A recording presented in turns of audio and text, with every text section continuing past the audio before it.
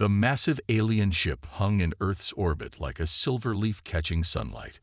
Inside the United Nations building in New York, Tom Reeve adjusted his tie for the 10th time. As humanity's chosen representative, he knew the weight of history rested on his shoulders. "They're ready for you, Mr. Reed," said his assistant. The meeting room fell silent as Tom walked in. On one side sat Earth's leaders. On the other side, 3 alien beings sat perfectly still. They looked almost like tall deer walking on 2 legs, with smooth purple skin and large, gentle eyes. These were the representatives of the Stellar Council. The lead alien, who called himself first speaker, stood up. His translator device hummed softly. "We welcome Earth to the greater galactic community," he said in a musical voice. "We have watched your progress for some time." Tom nodded politely, but something in the alien's tone bothered him. It was the same tone people used when talking to small children. The second alien, the science speaker, activated a hologram showing various Earth scenes. "Your world is quite fascinating. So much variety in your species." "Thank you," Tom replied. "We're proud of Earth's biodiversity." The third speaker leaned forward. "Yes, but we're most interested in your own species. Humans are unique among spacefaring races we've encountered." Tom noticed how the alien's hands trembled slightly when saying the word unique. He'd been a diplomat long enough to know when someone was trying to be polite about something they found disturbing. "In what way?" he asked carefully. The science speaker changed the hologram. Now it showed humans doing various activities: farming, building, but also hunting and eating meat. The alien's large eyes widened slightly at these images.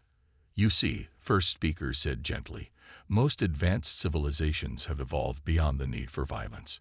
They are peaceful herbivores, like us. But humans," he paused, searching for diplomatic words. "We're omnivores," Tom finished for him. "Yes, we eat both plants and meat. It's part of our evolutionary history." The third speaker's translator crackled. "Not just omnivores.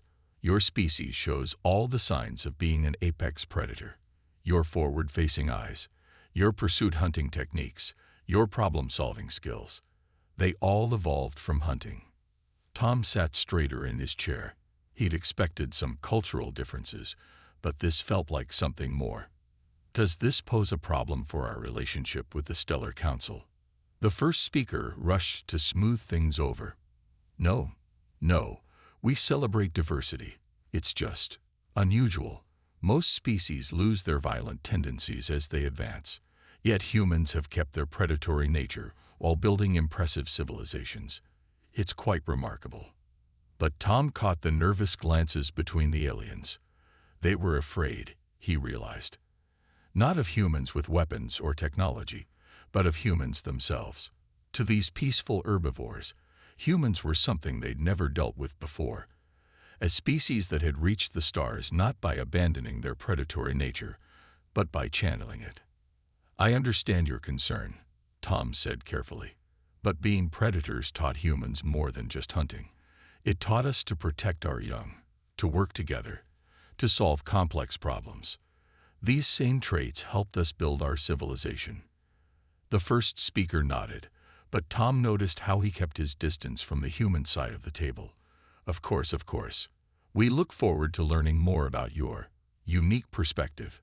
The Stellar Council welcomes Earth's membership application." As the meeting ended, Tom watched the aliens hurry back to their ship. Their body language reminded him of deer he'd seen in parks, always alert, always ready to flee from danger. He couldn't shake the feeling that this wasn't just about cultural differences. The Stellar Council's reaction to humanity's predatory nature seemed too strong, too visceral. Looking out the window at the alien ship, Tom wondered what this would mean for Earth's future. Humanity had finally reached the stars, but they might have found more than they bargained for. Something told him that these peaceful herbivores weren't telling the whole truth about their perfect, violence-free civilization. He pulled out his phone and sent a message to Earth's Security Council. "First contact successful, but keep watching. Something's not right." Captain Anna Stone stood at the window of the Stellar Council's space station, watching Earth shine like a blue jewel in the distance. 3 months had passed since first contact, and something felt wrong. As Earth's military liaison, she noticed things others might miss. The alien station's halls were too wide, its doors too tall. Not just built for the deer-like council species, but designed for quick escape. Every area had at least 3 exits. These weren't just architectural choices. They were survival instincts built into the very walls. "Captain Stone," a soft voice called. She turned to see one of the smaller alien species, a Unity representative named Blue Dawn. Like all Unity members, he looked almost like a tall rabbit, with long ears that twitched at every sound. "Yes, Counselor." Anna kept her movements slow and careful. She'd learned that quick motions made the aliens nervous. "We're ready to discuss the medical aid package for Earth," Blue Dawn said. "Please follow me." They walked to a meeting room where other Unity members waited. Anna noticed they'd placed her chair closer to the exit than theirs, another small sign of their fear. "We have wonderful news," Blue Dawn announced. "The Unity has developed a treatment to help humans evolve beyond their primitive instincts." Anna's soldier instincts flared. "Evolve? What exactly do you mean?" A hologram appeared, showing human DNA strands. "This treatment will suppress your species' more violent tendencies," another Unity member explained. "Make you more civilized." "By whose standards?" Anna kept her voice calm, though anger burned inside her. "We've done this before," Blue Dawn said proudly. "Many species needed help becoming truly peaceful. The treatment is painless. Within 1 generation, humans will no longer feel the urge to hunt or fight." Anna stood up slowly, noticing how the aliens flinched. "You're talking about changing our basic nature without our consent." "It's for your own good," Blue Dawn insisted. "Predatory instincts have no place in modern civilization.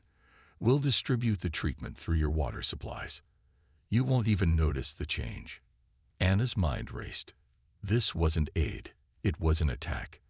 The Unity planned to destroy humanity's very nature, all while claiming to help them. "I'll need to discuss this with Earth's Council," she said carefully. "Oh, we're not asking permission," Blue Dawn said softly. "The process has already begun." Anna's training kicked in. In one smooth motion, she moved toward the door. The aliens jumped back, their instincts proving her point. They feared humans' predatory nature because they couldn't understand it. "You're making a mistake," she said. "Humanity's strength isn't just about being predators.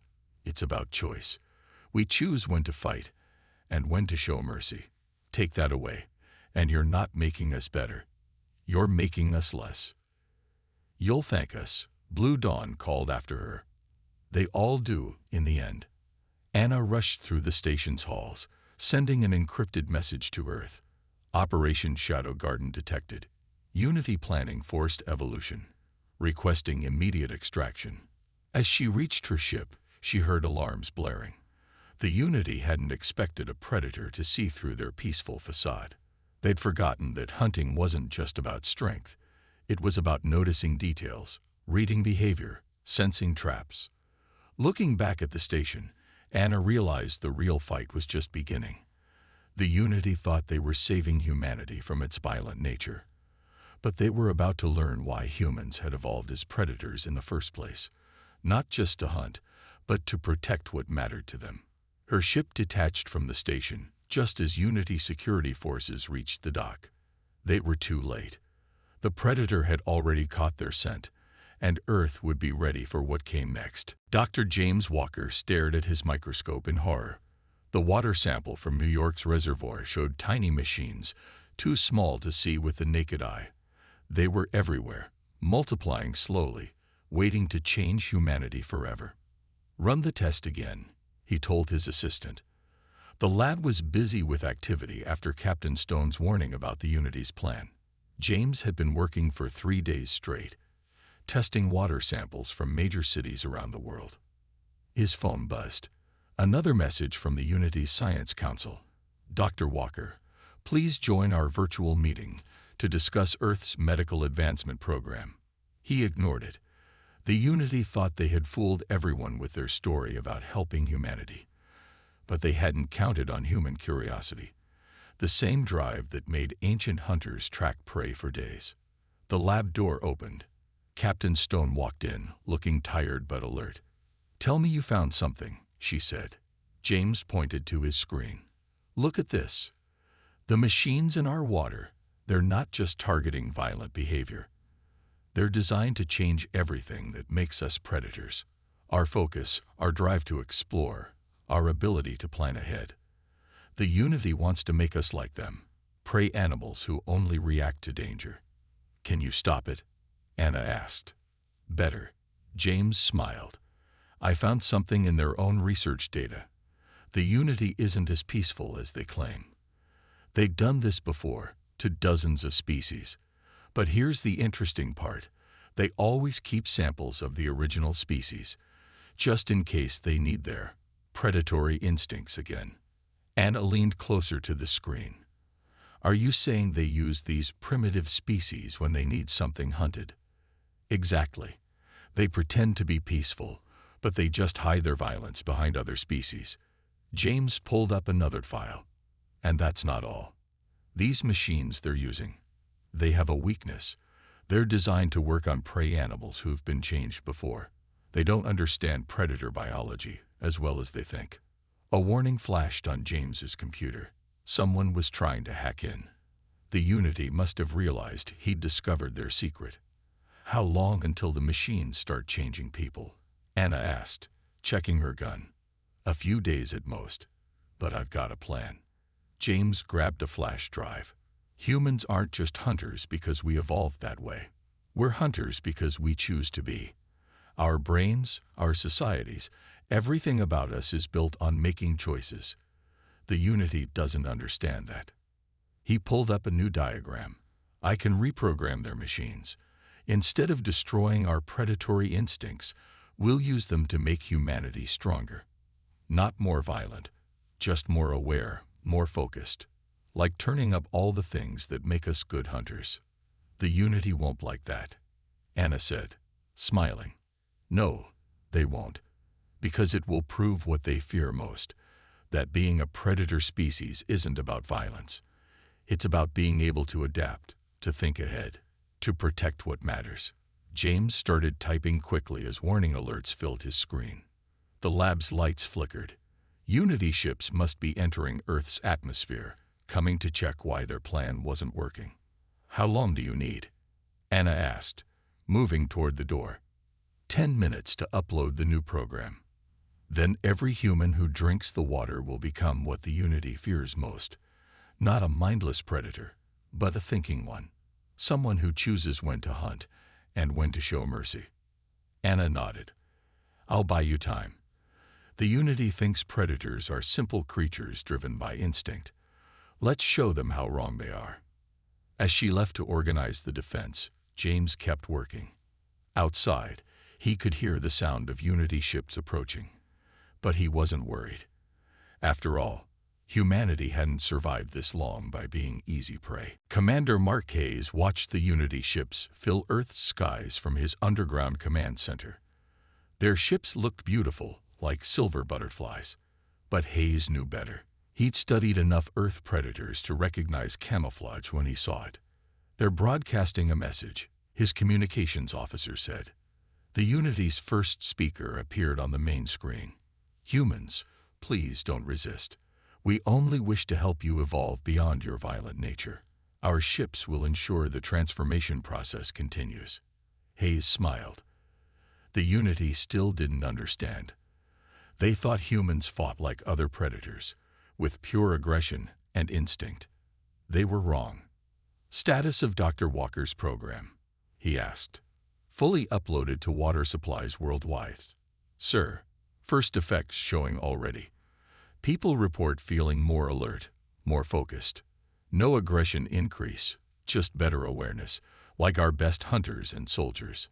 Hayes nodded. "Send my response to the Unity." His message was simple. "We choose to decline your help. Leave Earth space immediately. The Unity ships didn't move. Instead, they started dropping devices into the atmosphere, more of their evolution machines. "Sir," his tactical officer called. "Look at their flight pattern." Hayes studied the screen. The Unity ships flew in perfect formations, never breaking ranks. Like a herd of deer, they stayed together for safety. That was their weakness. "Launch Operation Ghost Wolf," Hayes ordered. Across Earth, smaller human ships took off. They didn't fly in formation. Each moved independently, like wolves splitting up to surround prey. The Unity's superior technology meant nothing. They couldn't track what they couldn't predict. "Unity ships are launching energy nets," someone reported. "Just as we expected," Hayes said. "Execute Phase 2.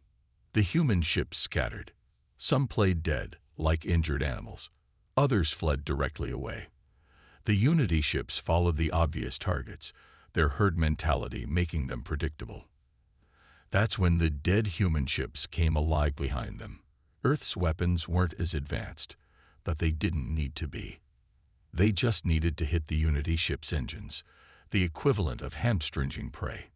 "Sir, the Unity is hailing us again." The first speaker looked panicked now. "Please, stop this violence. We only want peace." "Peace doesn't come from changing what others are," Hayes replied. "It comes from understanding and respect. You forgot that predators don't just kill. They protect their territory, their family, their way of life." On his screens, Hayes watched human ships continue their hunt. They moved like Earth's wolves, some distracting, others striking at weak points. The Unity's beautiful ships began falling from the sky, their formations broken. "They're retreating." The command center erupted in cheers, but Hayes raised his hand for quiet. "Not retreat. Look at their pattern." The Unity ships were gathering for something big. Their peaceful facade was cracking. His phone buzzed. A message from Dr. Walker. "Commander, sensors detect energy building in Unity ships. They're going to try to force evolve everyone at once. But our people are ready. The water program worked better than expected." Hayes straightened in his chair. This was the real test. Not of weapons or tactics, but of humanity's nature itself. "All units, hold position," he ordered. "Let them try." The Unity ships began glowing, preparing to blast Earth with their evolution beam. But as the light washed over cities and continents, something unexpected happened. Humans didn't change. If anything, they became more focused, more aware. Dr. Walker's modifications had worked perfectly. The Unity's weapon had failed. They'd tried to turn humans from predators into prey, but they'd forgotten the most important thing. Humanity's greatest predatory trait wasn't teeth or claws or even intelligence. It was adaptability. Lisa Cooper walked through the halls of the Stellar Council's emergency meeting chamber. As Earth's new chief diplomat, she noticed things others might miss. The other alien species were watching the Unity representatives differently now. Fear was giving way to doubt. "The humans must be contained," a Unity speaker was shouting. "They resisted our peaceful evolution program. They attacked our ships." Lisa stood up calmly. She'd learned from Earth's wolves. Sometimes the most powerful moment in a hunt was the quiet pause before action. "I'd like to show the Council something," she said, pulling out a data crystal. "Evidence we found in the Unity's own databases." The Unity representatives jumped up. "This is classified information. Information about what you did to other species." Lisa asked quietly.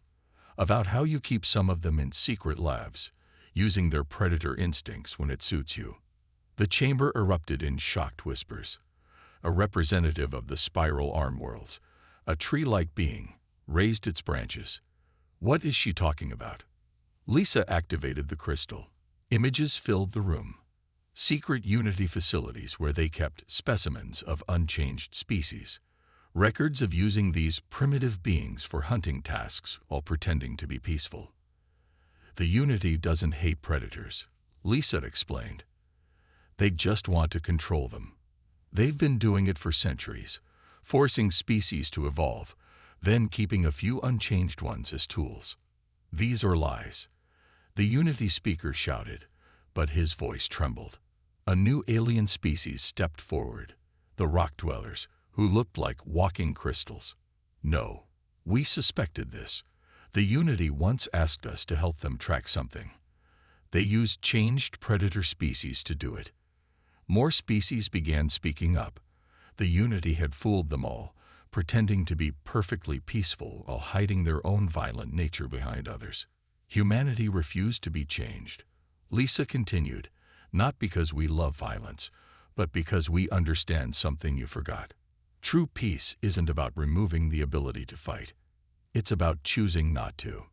She played another recording. Unity ships attacking Earth after their evolution weapon failed. You call us violent, but look how quickly you turned to force when you couldn't control us. The Unity representatives were backing away now. Other council species were watching them with new eyes. We have a different proposal, Lisa said. Instead of forcing species to change, let's create true cooperation. Predator and prey species working together, each bringing their own strengths. The spiral arm representative moved closer. How can we trust predators to choose peace? The same way you trust yourselves, Lisa answered. Look at humanity's history. Yes, we've had wars, but we've also created art, music, medicines. We use our predator focus to solve problems, to protect, to build. She showed new images, human doctors saving lives, scientists solving problems, soldiers defending the weak. Being a predator species isn't just about hunting. It's about seeing what needs to be done and doing it. The council chamber grew quiet. The Unity representatives had stopped protesting. They knew their secret was out. The head of the council, a wise old being who looked like a glowing cloud, spoke. Perhaps we have been wrong. In trying to remove violence from the galaxy, we allowed the Unity to commit a different kind of violence, against nature itself. Lisa nodded. Earth asks for a full investigation of the Unity's actions. We also ask for a new council policy. No more forced evolution. Let species develop naturally, predator and prey alike. Looking around the chamber, she saw understanding dawning in alien eyes. The Unity's perfect peaceful facade had cracked, revealing the truth. Sometimes those who claim to hate violence the most were just hiding their own darker nature. The time of secrets was ending. A new age was beginning, one where predator and prey species would work together, each respecting the other's true nature. Commander Hayes stood on the bridge of his flagship, watching the Unity's main world on his view screen. After their secrets were exposed, most Unity ships had retreated here. Now Earth's fleet had them surrounded. All Unity defense systems are down, his tactical officer reported. Their cities are unprotected. We could end this right now. Hayes looked at the planet below. The Unity had tried to destroy humanity's nature, had lied to the galaxy, had kept other species as slaves. Many wanted revenge. But that wasn't why humans had evolved as predators. His screen lit up with an incoming call. Lisa Cooper appeared, speaking from the council chamber. Commander, what are your orders to the fleet? Hayes thought about Earth's wolves again. They could kill much more than they needed to. But they didn't. Nature had taught them restraint. True predators understood the balance. All ships, hold position, he ordered. We're not here for revenge. The Unity's leader appeared on another screen, ears flat with fear. What do you want from us? We're defenseless. That's right, Hayes said. Just like all the species you changed against their will. How does it feel to be the prey? The Unity leader's ears drooped further. We surrender completely. We expect no mercy from predators. That's where you're wrong. Hayes nodded to Lisa. Tell them our terms. Lisa stepped forward in the council chamber. The Unity will release all captured species from their labs. You will help restore any species you change, if they wish it. Your evolution technology will be destroyed. And then, the Unity leader asked. Then you join the new council as equals, Hayes said. not as perfect beings above others, but as one species among many, predator and prey working together. The Unity leader looked confused. "You're not going to destroy us, or force us to change like we tried to change you." Hayes smiled. "Being a predator isn't about killing everything you can. It's about maintaining balance. Earth's predators don't hunt when they're not hungry. They don't kill for revenge." Dr. Walker joined the call from his lab. "We've studied the Unity's evolution technology completely now. We could use it to make them more aggressive, you know. Give them a taste of what being a predator is like." "But we won't," Lisa added, "because that would make us what they feared, beings who force others to change against their will." The Unity leader's ears slowly raised in surprise. "You're showing mercy. After what we did." "We're showing intelligence," Hayes corrected. "Earth's wolves don't destroy their prey species. If they did, they'd starve next season. Real predators understand the need for balance." Around the Unity planet, Earth's ships began pulling back, giving them space.